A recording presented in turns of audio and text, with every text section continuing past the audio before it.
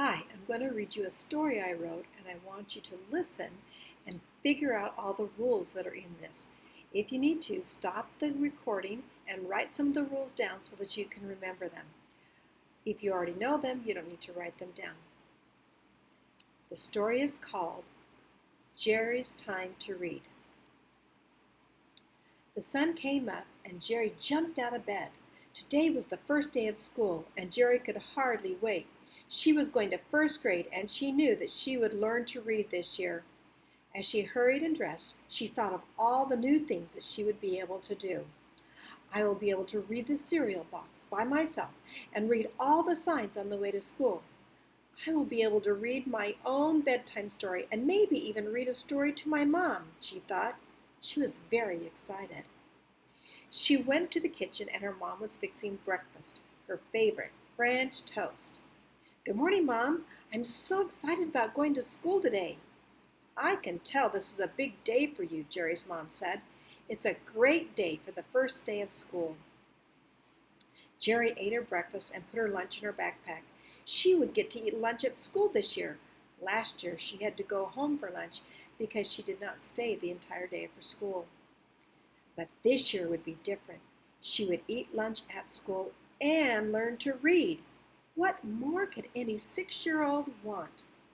When she got to school, Gerry eagerly awaited for the time for school to begin.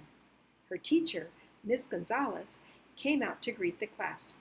Gerry had met her before school started, so she wasn't nervous at all. Sitting at her desk, Gerry looked all around at all the books and other things on the walls. She thought to herself, "I'm going to read all the books in this room." Miss Gonzalez was eager to begin the day. "This year you will learn to read," Miss Gonzalez began. "We're going to work together to learn the sounds of all the letters and how to put them together to make words.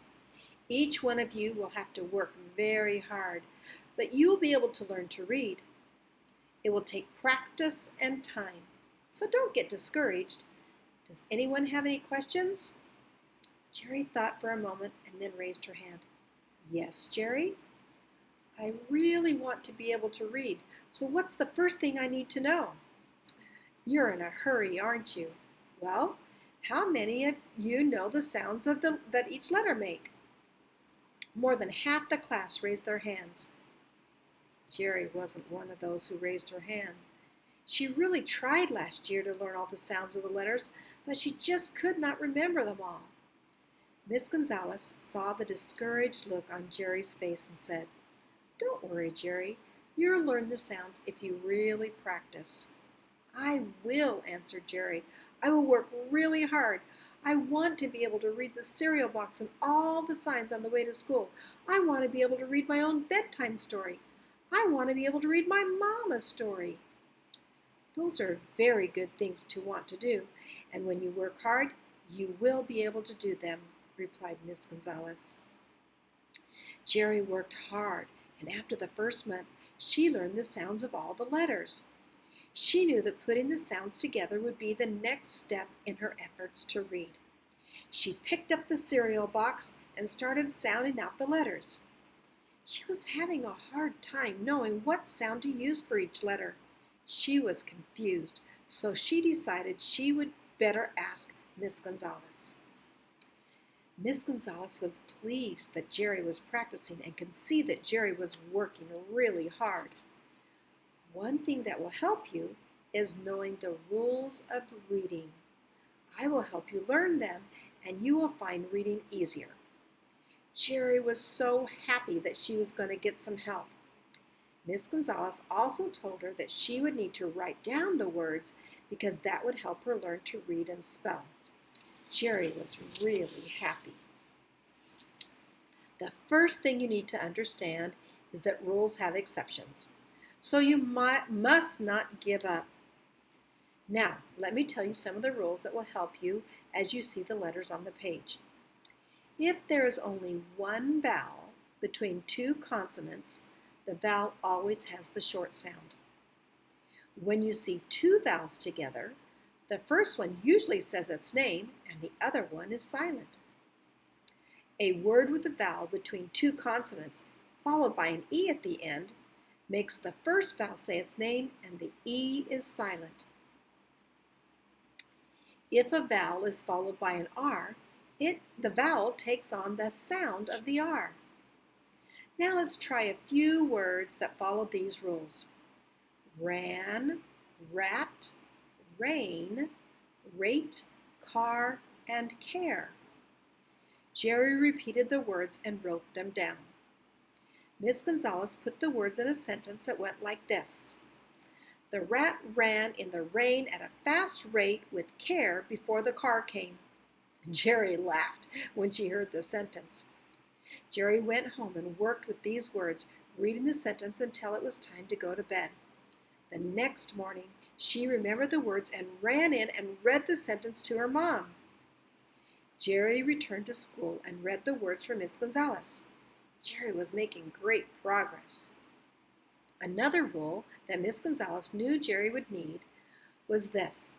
When a C or G is followed by an I, E, or Y, the C and G take on the soft sound of the letter. The C sounds like an S and the G sounds like a J. C does not have a sound of its own.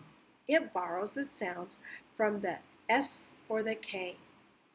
G has a hard sound when followed by an E if the word only has one syllable. When you see the letters I-G-H together in a word, they make the long I sound. When T is followed by an I and another vowel, the TI makes the sh sound. TION, CION, SION all make the shun sound.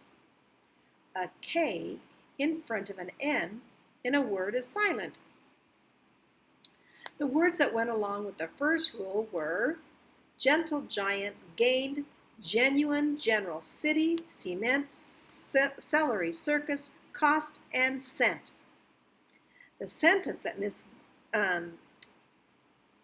Gonzalez made up was, the gentle giant gained the genuine general a place in the city made with cement and celery, and the circus only cost a cent. Some words that follow the next rule are light, right, tight, might, sight, action, nation, and emotion. The light was right over a tight spot that might cause action in a nation with emotion. The last word included the words me, knuckle, night, knew, know, and knowledge with this sentence. I knew my knee and knuckle would know how to give knowledge to the night.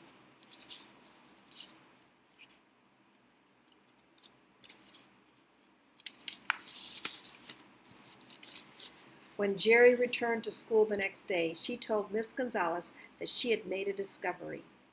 Her name followed two of the rules that she had learned. The E in her name was followed by an R, so it took on the sound of the R. And the G in her name was followed by an E, so it made the soft sound. Miss Gonzalez was glad that she had made this discovery and told her that she only had 3 more rules for her to remember, and then she would be on her own to ask questions if she couldn't figure out a word. Miss Gonzalez gave Gerry another rule. When a word has 2 consonants with a vowel in front and then followed by another vowel and another consonant, the word is broken into syllables by separating the 2 consonants. The first and second vowels usually have short vowel sounds. Here are some words that you can practice. Attic, until, tarnish, bobbin, fabric, import, candid, forbid, and garlic. Gerry repeated the words as Miss Gonzalez went through them. Miss Gonzalez helped Gerry to write the words down and then helped her put them in a sentence. Gerry was feeling happy and confident. When she got home, she told her mom she knew new words that she had learned. Gerry showed them to her mom. The rat ran in the rain with care at a rate of the car. The candid girl kept fabric, a tarnished bobbin, and a symbol in a circle in the attic. If you import garlic, You may forbid people until the smell goes away. Gerry's mom laughed as Gerry read the sentences. They sure are funny, her mom said. I know, but they help me to remember the rules, Gerry replied. Gerry was getting to be a good reader. She practiced the words by writing sentences and applying the rules when she needed to. The last two rules were, when a W is followed by an A, the A makes a sound like the short O, ah sound. And when an AI are together in a word, they make the short E sound. Walk again around the wall and find the walnut tree where the walrus is waltzing with the wanderer, and he said, I like dancing against you. Each sentence gave Gerry a way to remember the words. It was fun to read the new words as Miss Gonzalez gave her the new sentences. Gerry went home and told her mom the last of the rules and the sentences. Her mother gave her a book that they always read together at bedtime. Once upon a time, Gerry began to read. Listen, Mom, I can read to you tonight. Gerry was elated as she finished the story, and they all lived happily ever after.